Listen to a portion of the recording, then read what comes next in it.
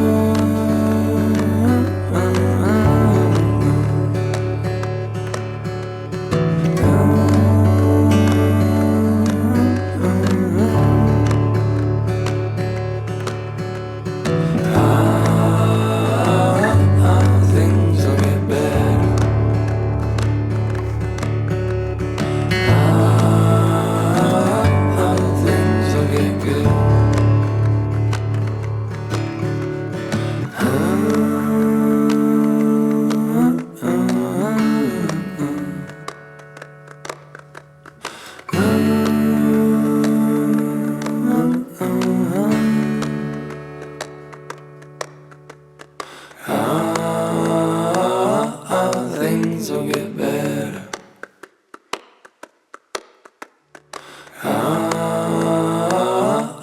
Things will get better.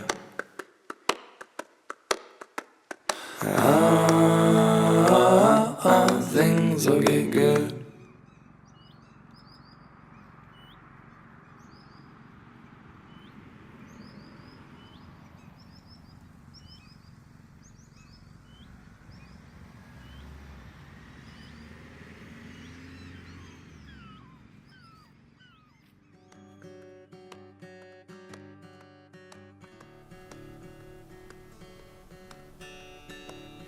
Another trip to Runde? Runde? Jesus Christ.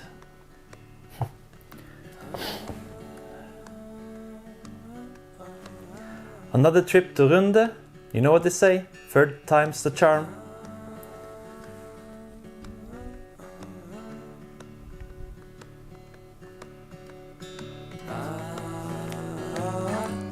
Things will get better.